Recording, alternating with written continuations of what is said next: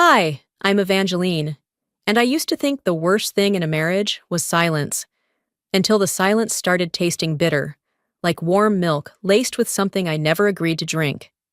My husband smiled every night, handed me the same cup, told me I was just stressed. But behind that smile, he was logging into my accounts, stealing my name, draining everything I built. He even told people I was mentally unstable, just in case I ever dared to speak. And the people I loved? They believed him. Now I wonder, how long had he planned to disappear with my money, my identity, my life? And how many others saw it happening and said nothing? The first thing I noticed was the way my breath fogged up the window.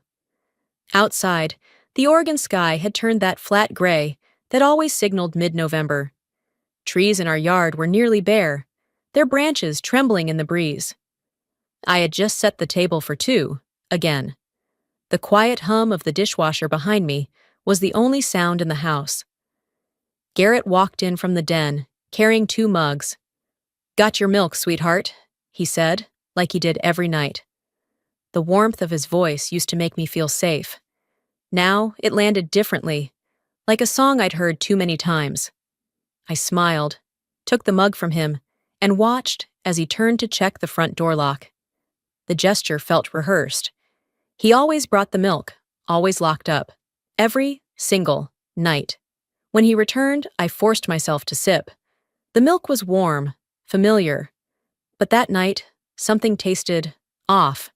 It wasn't dramatic, not sour, just faintly bitter, like it had sat too long in metal or touched something it shouldn't have. I lowered the mug slowly. I said, trying not to sound too deliberate. "What?" Garrett glanced at me from the couch, a hint of a grin tugging at his lips. "Bad batch?" "Maybe," I replied. "Tastes a little strange." He shrugged. "Might have been close to the date." I grabbed it from the back of the fridge. He didn't look concerned. Too casual, too smooth. I nodded, but in my gut something turned. Not fear exactly, more like recognition. Something I had been pretending not to see. That night, I didn't finish the milk. The next morning, I woke up groggy. I had vague dreams of voices I couldn't place, of rooms that weren't mine. My head throbbed like I'd had wine, but I hadn't touched a drop. Garrett was already dressed and reading emails at the kitchen island. "Morning," he said without looking up. "You slept like a rock." I smiled weakly and poured myself a glass of water, but my hands trembled. Later that afternoon, I pulled a notebook from the drawer in my home office, one of those old spiral ones from college I never threw out. I opened to a fresh page and wrote, "Day 1, didn't finish milk. Head still foggy. Garrett too calm. Tasted something off." As I wrote, memories came back in fragments. The week before, I'd missed 2 client calls I didn't remember scheduling. I sent a file to the wrong folder and forgot my password. Twice. Garrett had joked, "You're losing your edge, babe." I'd laughed. But I hadn't laughed inside. Now, I wasn't sure I was losing anything, except clarity. That night, when Garrett handed me another warm mug, I thanked him, then carried it to the sink under the pretense of rinsing a spoon. I held the cup under the faucet, just enough water to thin it out. I brought it back to the couch and pretended to drink, letting the rim touch my lips while my eyes stayed fixed on the TV. Garrett watched me, or rather, watched the cup. It was then I knew I had to stop playing along. The next morning, I found my laptop slightly out of place, just a half-inch, but enough to make me notice. I never left it open, and I certainly didn't leave the browser up on my online banking. "Did you open my laptop?" I asked casually while pouring coffee. Garrett barely looked up. "Yeah, I was cleaning the desk. It looked dusty. Figured I'd wipe it down." I smiled. "Thanks." Inside, I wanted to scream. That night, I poured the milk directly into the sink. Not a drop left behind. I rinsed the mug, refilled it with water, and sat on the couch. Garrett glanced over. "Not in the mood tonight?" he asked. I shook my head. "Stomach's a little off." He accepted the answer too easily. I laid in bed that night, Muscles still, breath steady, pretending to sleep. My ears strained for every creak, every footstep. The hallway light flicked on beneath the door, casting shadows across the floor. I kept still. I didn't move. My heart pounded so loudly, I thought it might give me away. I had no plan, just suspicion. And in that moment, more than fear, I felt something else rise in me. Clarity.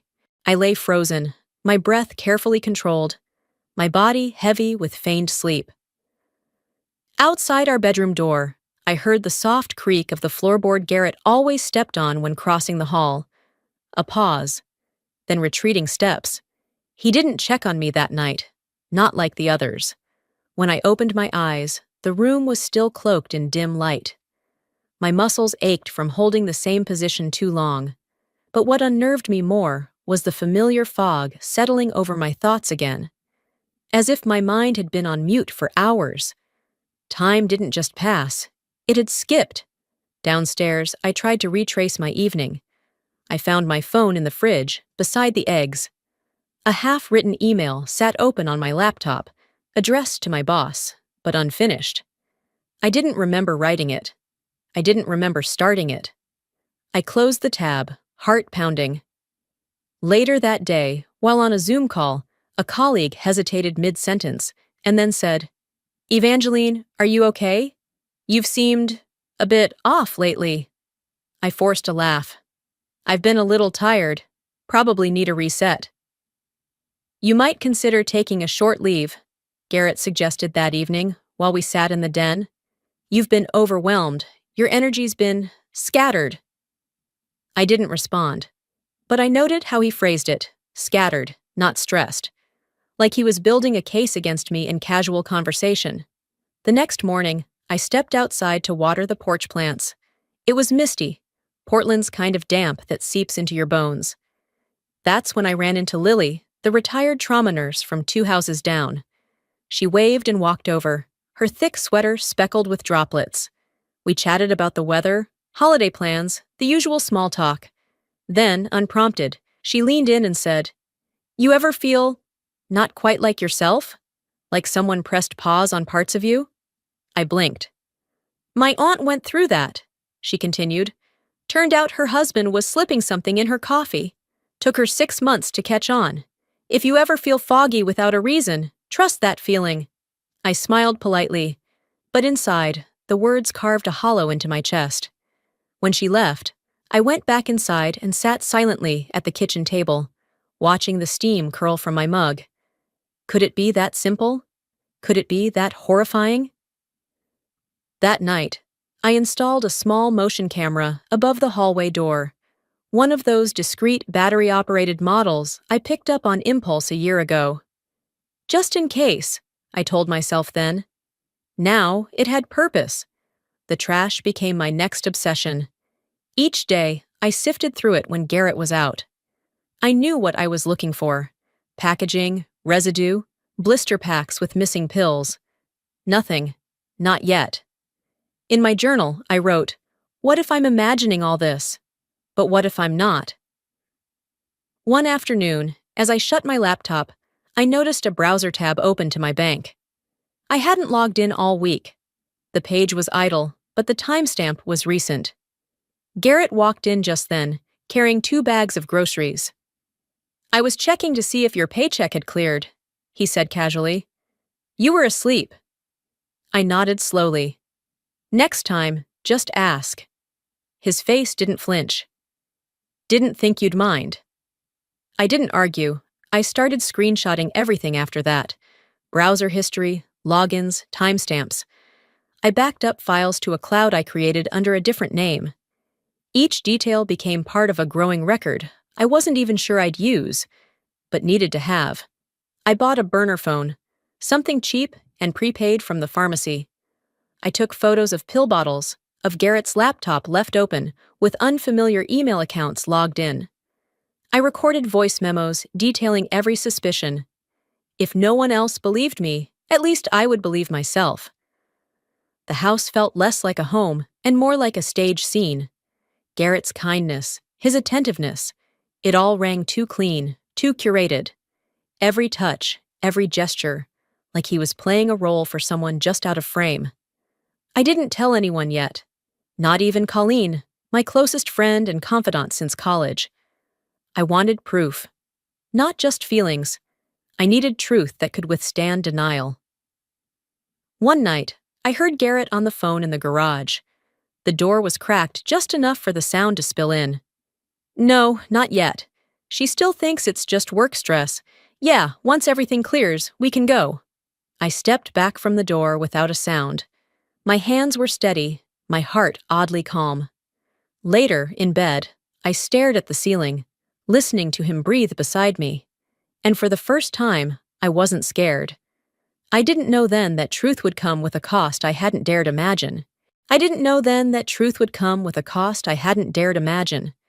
But I was about to learn just how quickly doubt turned into danger, and how easily the people I once trusted would become strangers. It started with a receipt. I was at the bank, waiting for a printed copy of my last 3 statements. Just routine. Or so I thought. The clerk behind the glass, Melissa, I think her name was, paused for just a beat too long while handling the papers. Then, without looking up, she said, "Someone tried to confirm your PIN over the phone yesterday." Her voice was soft, like she didn't want to get caught saying it. I blinked. "Excuse me?" She kept her eyes on the monitor. It was flagged. Looked suspicious. It wasn't you, right? I didn't answer. I just smiled, took the papers, and thanked her. But I could barely keep my hand from trembling as I folded the receipt. On the drive home, I gripped the steering wheel so hard I left half moons in the leather. This wasn't just Garrett being concerned. It wasn't him being overly helpful or protective. It was premeditated. That night, I called Marla, my college roommate, someone I hadn't spoken to in a while but always trusted. I needed to hear a voice that didn't belong to someone rehearsing lines. She picked up on the 3rd ring. "Evie, wow, it's been forever." I got right to it. "Marla, can I ask you something? And I need you to answer as just a friend, not someone who's heard anything else." Silence. Then, "Garrett told us you were going through something. He said you'd been paranoid, that you might say things that don't make sense." My breath caught in my throat. "I'm only asking because, are you okay? Are you safe right now?" I hung up. Not out of anger, out of grief. Garrett had already reached her. He'd spun the story so cleanly that even my truth sounded like delusion. In that moment, something inside me hardened. I wasn't crazy. I wasn't lost. I was simply late to realizing the playbook he'd written behind my back. The next morning, I sat at the dining table, staring at the condensation on my glass of water. My thoughts kept rewinding to moments I had laughed off, brushed aside. Garrett bringing me vitamins each morning, double-checking my schedule for mistakes, finishing my sentences in front of friends as if I couldn't remember them. And me? I had smiled, deflected, said things like, "I guess I'm just getting old," or, "It's nice to have someone looking out for me." I saw it now for what it was. A long game, 1,000 small edits to my autonomy.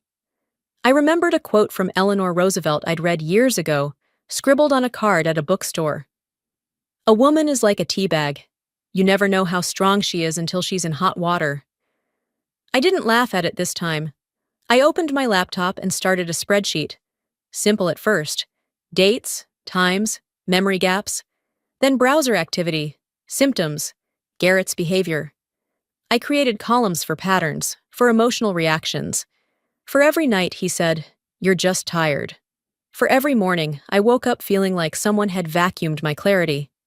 The more I typed, the steadier I felt. Facts don't gaslight you. Later that week, I stopped talking as much. I nodded instead of answering. Let him speak first. Took note of his exact words. "I'm worried about you," he'd say. "You've been so forgetful." "I know," I'd reply. "It scares me too." But it didn't scare me. Not anymore. It made me furious.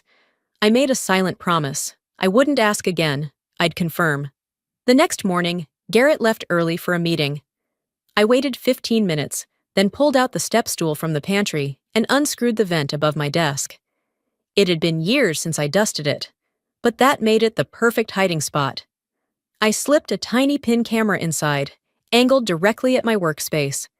When I finished, I sat back on the floor, wiping sweat from my brow with the sleeve of my cardigan. The house was quiet again, but the air no longer felt still. It felt poised, like something was holding its breath. I wasn't sure what I'd capture, but I knew one thing for certain. I didn't want to see what he'd do when he thought I was asleep again, but I had to. The footage wasn't cinematic, no eerie music, no dramatic shadows, just the soft hum of our hallway light and the quiet click of our bedroom door closing. My breath caught as I sat on the edge of my desk chair, laptop open, watching the small square video feed on the screen.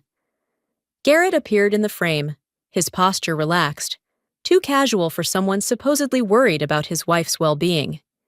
He moved with practiced precision. In his left hand, my laptop.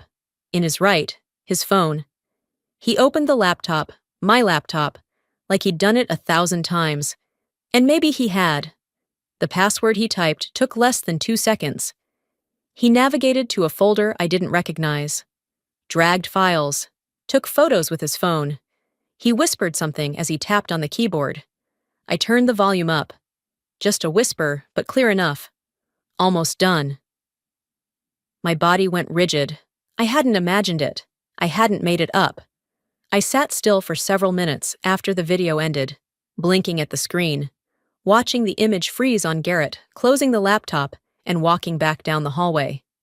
Then I reached for a USB drive and saved the entire clip.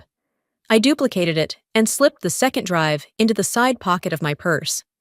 Later, I moved that one to a hidden slot in the glove box of my car, wrapped in an old grocery receipt.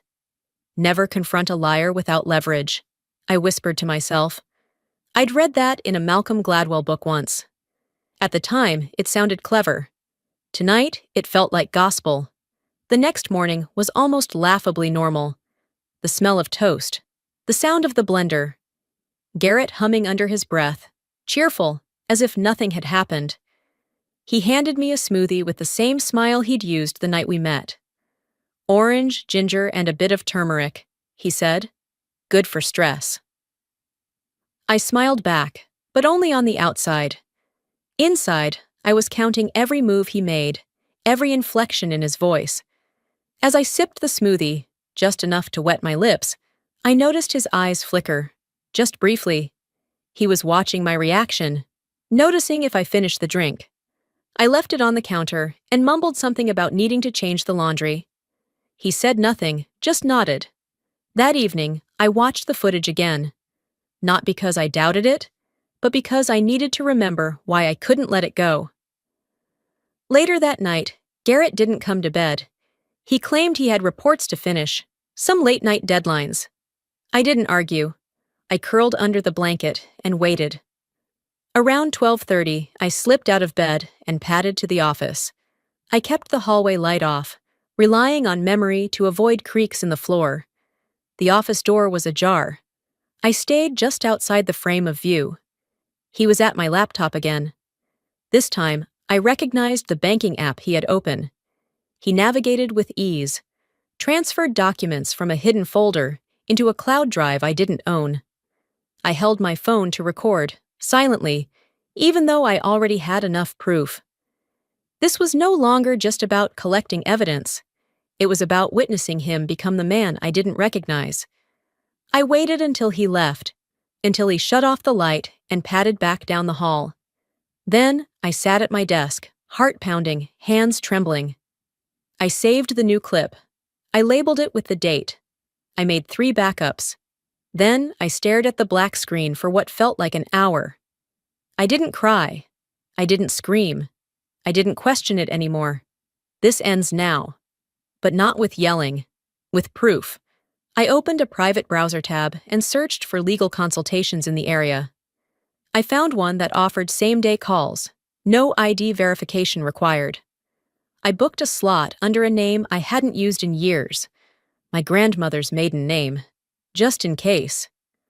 The confirmation email landed in my inbox 30 seconds later. I closed my laptop slowly, stood up, and walked back toward the bedroom. I knew I had 48 hours, maybe less, before he noticed what I was about to do. I didn't sleep the night I booked the consultation. My eyes stayed open long after Garrett's breathing had settled into its usual rhythm, long after the house had gone still. I stared at the ceiling and recited a silent list of everything I had seen, everything I now knew. By dawn, my decision was made.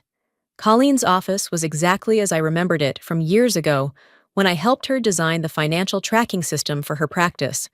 Modest, organized, sharp-edged. She barely blinked when I handed her the USB.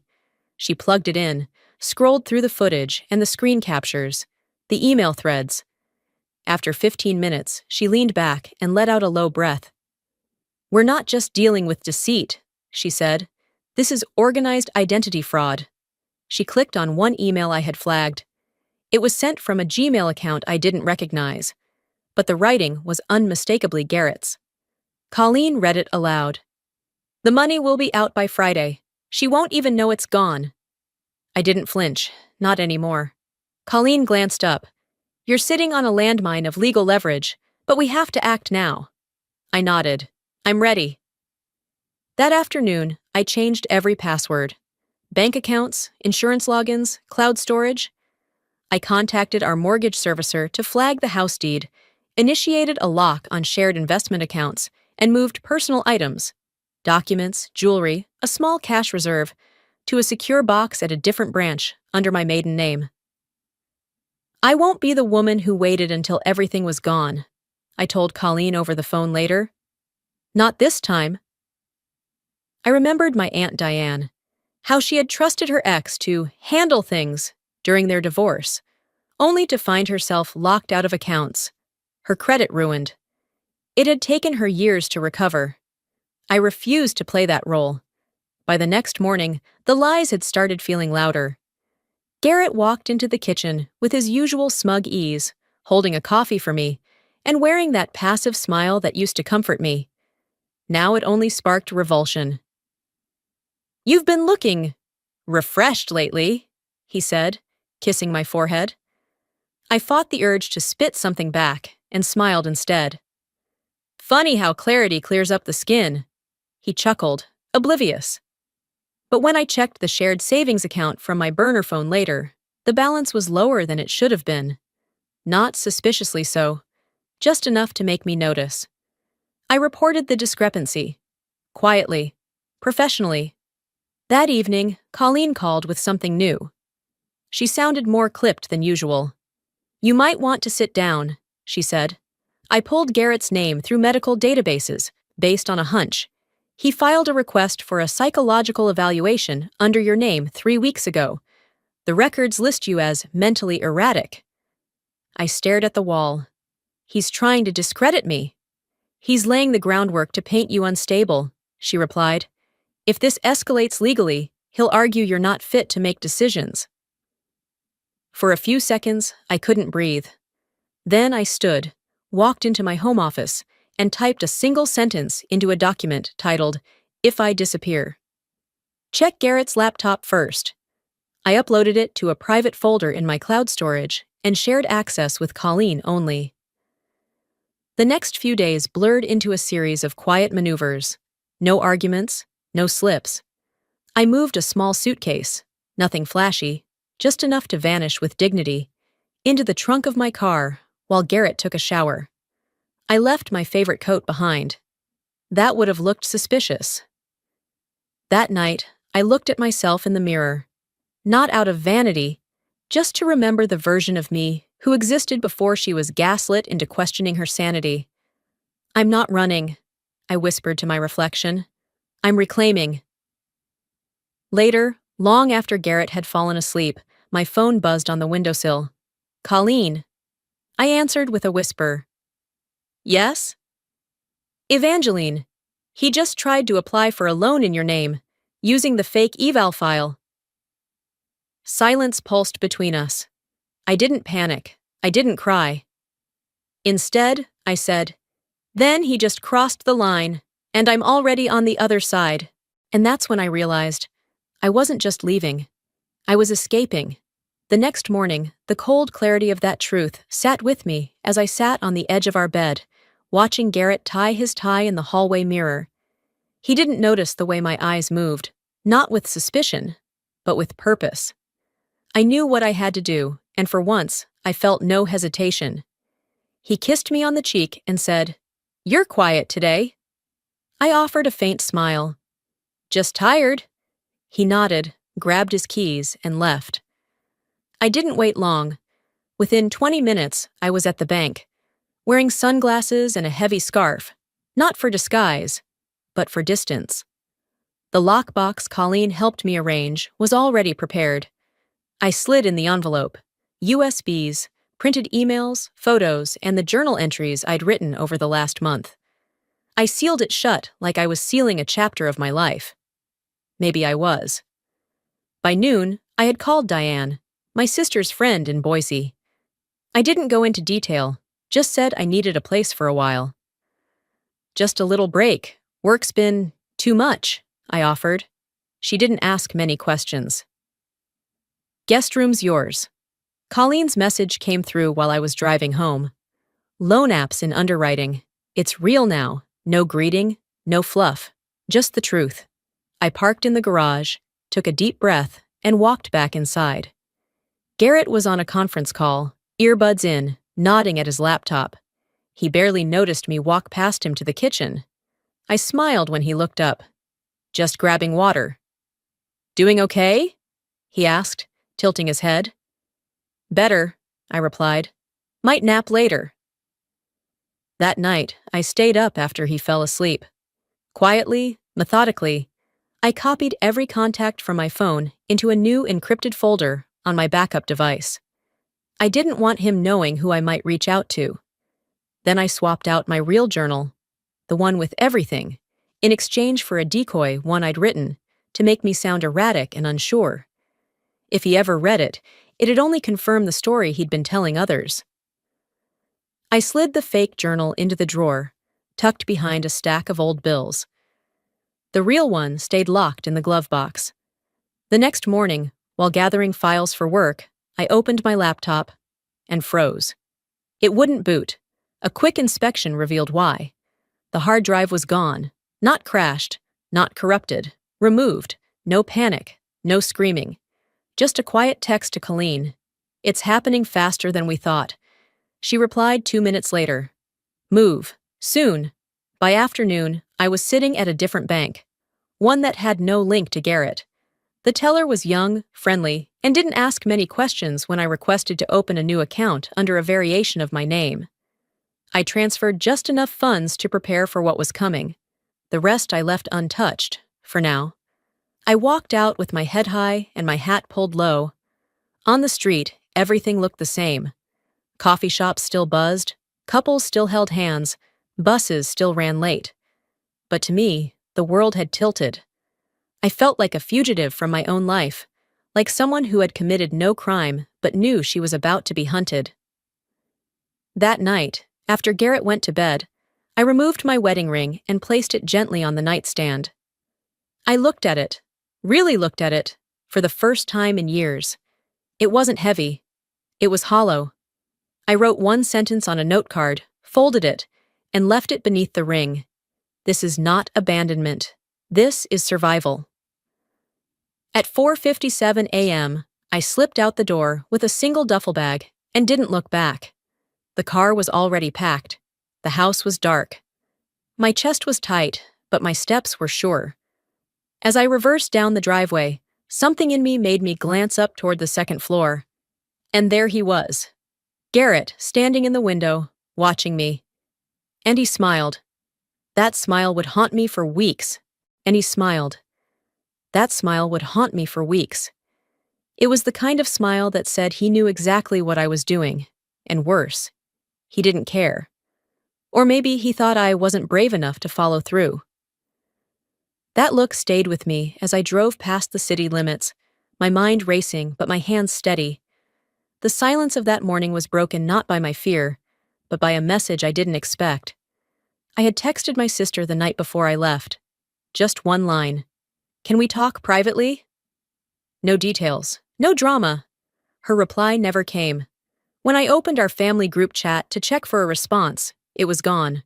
Or more accurately, I was gone, removed. Seconds later, my phone buzzed. It was our mother. "Evangeline," she said, her voice tight, rehearsed. "I got a call from Garrett. He said you're not well. He's worried. We're all worried. Do you need help?" The words didn't hit me like concern. They struck like confirmation. He had gotten to her too. "Mom," I replied, keeping my voice calm. "There's more going on here than you know." "I'm sure there is," she said quietly. "But maybe it's better to let Garrett handle things for now." That line, "let Garrett handle things." I hadn't just lost a marriage, I had lost a tribe. Over the next few days, the shift spread like mold. Quiet, invisible at first, then suddenly everywhere. Friends from our old church stopped liking my posts. Women I used to grab coffee with now gave short replies. Garrett's version of me, fragile, forgetful, maybe unstable, had moved faster than I ever could. I tried to push past it, stay focused. But that ache, that grief, sat in my chest like wet clothes after a storm. One night, I revisited old footage, more out of habit than purpose. The hallway camera, Garrett in the office again. Only this time, he wasn't alone. His laptop screen was visible, a video call. And there she was, Leora. Her voice soft, practiced. "She's isolating herself," she said. Garrett laughed. "The crazier she sounds, the faster we win." I watched my husband and his mistress strategize over my mental unraveling like it was a business pitch. My hands trembled, but I didn't scream. I didn't even cry. I just wrote it down. Time, date, clip number. I added it to the file. The next morning, I drove across town and opened a P.O. box under a name I hadn't used since college. I registered a Shell LLC through Colleen's firm and used it to move the car title solely to me. Piece by piece, I was peeling myself off the map we had drawn together. Then, in my dimly lit apartment, I recorded a video message. Not for Garrett. For me. The version of me who might one day wonder if she was imagining all this. "If no one believes you," I said to the camera, "believe this version of you." She saw it, she endured it, and she's not making it up. That night, the knife came from where I'd prayed it never would. Colleen called. "I need to tell you something," she said, "but it's going to hurt." "What?" "Your brother signed a character reference. For Garrett. On official court letterhead. He's claiming you've shown instability for months." The room didn't spin. My stomach didn't drop. It cracked. "You bleed for a family," I whispered, "and they still choose your abuser." She didn't respond. I stared at the ceiling, remembering Christmas dinners I had cooked alone while they all joked in the other room. Remembering every favor, every ride given, every bill quietly covered, every birthday card sent with too much cash inside. And for what? Not even silence, but betrayal. My phone buzzed again. A new message from Colleen. "They've submitted evidence of your instability to the bank." And that's when I stopped waiting for someone to save me. I became the rescue. And that's when I stopped waiting for someone to save me. I became the rescue. Colleen sat across from me in her office, the blinds drawn low to keep out the late afternoon sun. She had 2 stacks of documents between us, one labeled evidence, the other immediate action. There were folders thick with screenshots, emails, printed messages, financial statements marked in yellow ink. I could feel the weight of it all pressing into the air around us. "Is this everything?" she asked, not looking up. I nodded. "And a backup in the lockbox." Colleen slid over a crisp envelope. "You'll want to deliver this in a way he won't expect." I took it without opening it. Inside was a formal letter, simple, direct. "You know what you did. I know what you did. Let's see what the law thinks." That evening, I slipped the envelope into Garrett's work briefcase while he was in the shower. The bag lay on the kitchen chair like always, half zipped. He'd never notice. The next morning, I stayed out of sight, watched from my car as he walked out, coffee in hand, expression unreadable. He hadn't opened the envelope yet, but when he did, the clock would start ticking. By noon, Colleen submitted the forged loan paperwork to the bank's fraud unit. The document Garrett had filed with my name and falsified signature was airtight, on the surface, but I had proof of its creation. Timestamps, file metadata, even his voice in the background of one video saying, "Just sign it for now, she won't know." The bank froze all joint accounts within the hour. At his firm, Garrett tried to put on the usual charm, but cracks began to show. People noticed he was avoiding eye contact, taking more calls outside, disappearing during meetings. I didn't reach out to anyone. I didn't explain myself. I just sent a manila envelope, anonymous, containing redacted documents and internal screenshots of emails to the firm's HR department. The return address was my new P.O. box. The silence that followed was not emptiness. It was strategy. Late that evening, my phone rang. My brother. "What the hell is going on, Evangeline?" I let the question hang for a moment. "You should ask Garrett, or the bank." "Mom's calling me crying. You've got the whole family tied up in knots." "I didn't tie anything," I said. "I just stopped untying their messes." Then I hung up and blocked his number. The next day, I went through every account I still had access to. I changed passwords. I switched out recovery emails. I initiated the formal process of sealing off any shared assets. Colleen helped draft a motion to request that all contact be funneled through legal channels. No more surprise texts. No more late-night knocks on doors. And then, I filed for a police wellness check at my new apartment, just a request to have patrols pass by. The officer who took my form didn't ask too many questions, but he looked me in the eye and said, "We see this more than you'd think." By the time Garrett realized what was happening, it was already too late. He showed up at the old house the following afternoon. I wasn't there, but someone else was. The process server. The man handed Garrett a thick packet and said, "You've been served."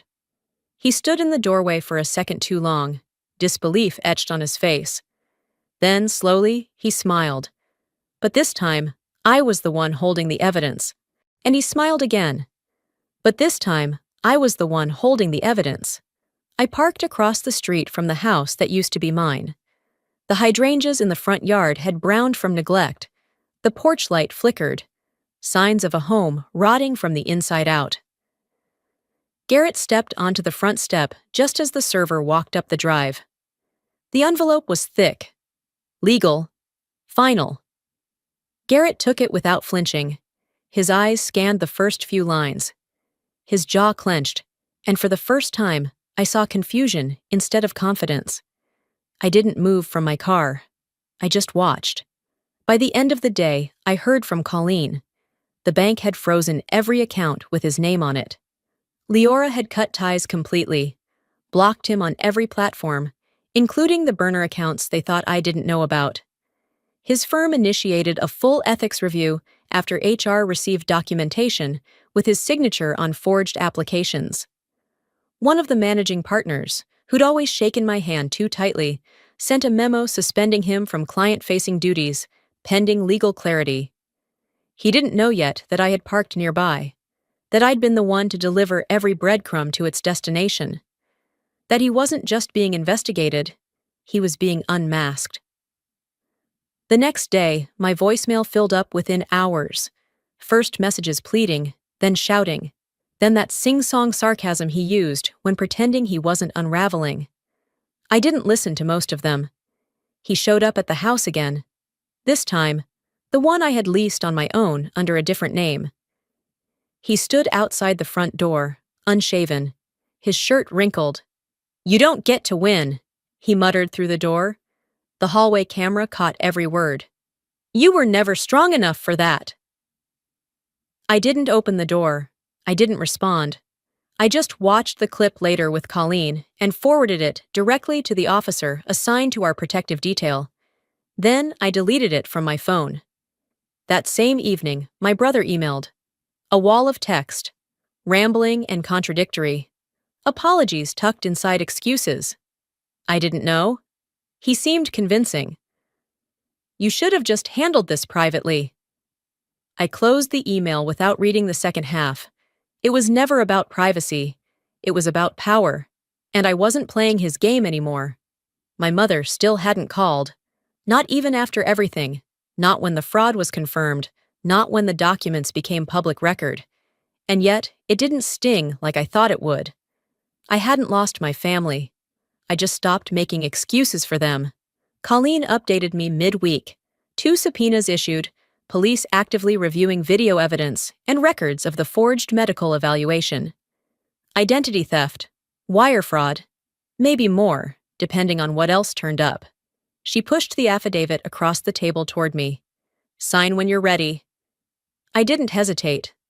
My name, my real name, the one I'd almost let him erase, hit the page with steady ink. Later that night, back in my apartment, I sank into the couch. No music, no phone, no Garrett. For the first time in months, I heard nothing but the hum of my own breath. I opened a fresh notebook and wrote, "Sometimes silence isn't what happens when you lose your voice. It's what happens when you find your power." My phone buzzed once. New email, subject line, from Leora. "We need to talk." I didn't think she'd ever reach out. But the moment I saw her name, I knew another war was coming. I didn't think she'd ever reach out. But the moment I saw her name, I knew another war was coming. Leora's message was short. No pleasantries, no justification. "I didn't know it would go this far. I want to talk, off the record." I stared at it for a long time, letting her words roll through me like fog over an empty street. Colleen advised caution, but gave me the green light to proceed, so long as I recorded everything legally. I agreed to the call, not to reconcile, but to confirm what I already suspected. We spoke the next morning. Leora's voice was softer than I remembered. Tentative. "Garrett told me it was just financial restructuring," she said. "He never mentioned medication. I didn't know he had filed anything medical in your name." "You didn't ask?" She hesitated. "I trusted him." I clicked the record button on my phone. She continued, "The signature, I saw it. But he said it was fine. Said it was just paperwork. He always said you were too emotional to handle finances anyway." There it was. Not just the crime, but the intent. Later that day, I met Colleen in her office. I played the recording. She didn't flinch. "This goes straight to the DA," she said. "We're escalating." We weren't just building a case anymore. We were pulling back the curtain. An anonymous email landed in Colleen's inbox that night. The sender used a name I didn't recognize, but the contents were damning. Chat logs from Garrett's office, Slack. He had bragged openly about finding a way to empty her accounts without her noticing. Another message read, "She thinks she's clever, but confusion is easy to manufacture when you're in charge of the narrative." Colleen compiled the new evidence, added it to the file. The charges expanded: conspiracy, medical fraud, identity theft. I didn't feel victory, not yet, but I felt gravity shift. Later that week, I sat in a therapist's office for the first time in years. I told her about the gaps in my memory, the way I second-guessed myself, the stretch of nights that felt more like erased chapters than sleep. She listened. She didn't interrupt. When I finished, she said simply, "Trauma delayed is still trauma. You survived, and that's enough." It didn't feel like enough yet, but her words planted something. That evening, I bought a painting.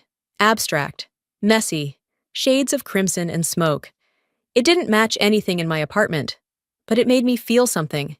It was the first thing I'd bought for beauty, not function, in almost a decade. I wrote again, nightly, not evidence, not timelines, just thoughts, observations. My voice, without fear of interruption. One afternoon, I received a card in the mail. Handwritten, no return address. Inside, "We believed him. I'm so sorry." Signed only with an initial, one of Garrett's assistants, I guessed. I didn't respond, but I saved the card. My credit score had started to repair. My accounts were locked tight. I had nothing left that he could reach. Not legally, not personally. I thought I'd feel euphoric. Instead, I just felt still. Then the letter came. Court notice. Garrett's trial date had been set. I was listed as the lead witness. I sat with the paper in my lap for several minutes. Not because I doubted what I'd say, but because I knew what it would cost to say it all out loud, under oath, in front of strangers. Still, I folded the letter and slid it into my file drawer. I didn't want revenge. I just wanted peace. But peace sometimes requires a public reckoning. I didn't want revenge. I just wanted peace. But peace sometimes requires a public reckoning. The week before the trial moved both quickly and strangely slow, like walking through molasses with a fire at your back. Every morning started with coffee. Every evening ended with a call from Colleen. We reviewed my statement in long sessions, picking apart timelines, verifying screenshots, sharpening each word until it sliced cleanly. Colleen reminded me, "This isn't just a courtroom, it's a reckoning for everything you endured quietly." I'd wake up before sunrise some days, startled by silence. But it wasn't the fearful silence I'd grown used to. It was something else, full, honest. I cooked again. Simple things. Stew, cornbread, food that reminded me I still had a body worth nourishing. One morning, I opened my phone to a ping from a stranger's handle. It was the old Instagram account, the fake one Garrett and Leora had built to mock me. It had finally been reported. I never flagged it. But someone did. The post that brought it down was a photo of me at a family barbecue, captioned with some snide joke about instability. But now, the comments were different. "I used to think she was crazy. Now I think she's brave." She kept quiet while being erased. That's strength. I didn't reply to any of them. I didn't need to. The day before court, I got a single text from my brother. "Good luck tomorrow." That was it. No apology. No acknowledgement of the letter he wrote on Garrett's behalf. Just one more attempt to keep his hands clean without lifting a finger. My mother never called. Never even sent a message. I didn't cry over it. But I did write in my journal. I didn't need their sorry. I needed my silence back. The courthouse steps were slick with drizzle the morning of the trial. I wore a navy blue suit, flats, no makeup. I wanted to walk in looking like no one else but myself, undeniably real. Inside the courtroom, Garrett sat beside his attorney, shoulders a little too stiff, eyes darting toward me once, and then never again. Leora was there too, her posture curled in on itself like a wilted fern. She wore soft pink, the color of innocence. I didn't bother to meet her gaze. When they called me to the stand, I stood calmly, walked slowly, sat upright. I spoke without shaking. I answered every question clearly. I stated facts, not feelings. I let the evidence speak where I didn't need to. My voice didn't crack, not once. I didn't look back at Garrett, not when he fidgeted in his seat, not when his attorney objected, not when the judge overruled. His silence was no longer mine to interpret. When they dismissed for deliberation, Colleen and I stepped outside. The clouds had lifted. A local reporter waited near the bottom of the stairs. "Do you feel vindicated?" she asked, microphone raised, tone overly bright. I paused. "No," I said. "I feel free." That's when Colleen stepped closer, placing her hand lightly on my shoulder. "There's something else," she said, voice lower than before. "About your father, you need to know." My heart didn't race, but my breath did pause. The story I thought ended in court had one more name left to reveal. My own. The story I thought ended in court had one more name left to reveal. My own. It started with a manila envelope on Colleen's desk. She slid it toward me, without a word, but her eyes told me it mattered. Inside was a sealed financial document, dated 12 years earlier, signed by my father before he passed. A private trust, established solely in my name. Untouched. Hidden from marital assets. A protection I never knew he had set up, and Garrett had tried desperately to make vanish. "He found the copy in the house months ago," Colleen said. He shredded it, thinking that was enough. But I had requested the original from the archive when I first took your case. It was already here. That document closed every loophole Garrett thought he could exploit. It wasn't just financial evidence, it was the final nail.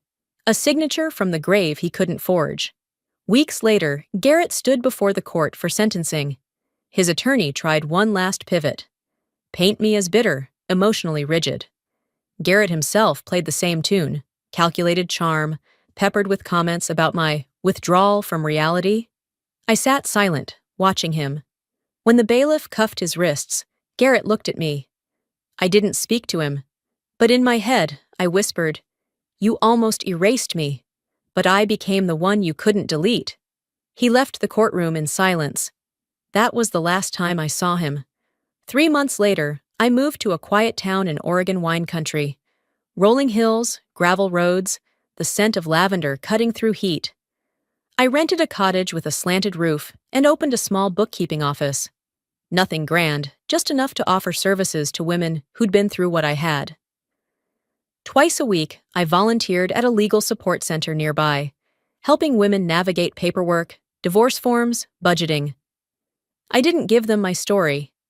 I gave them structure, calm, answers.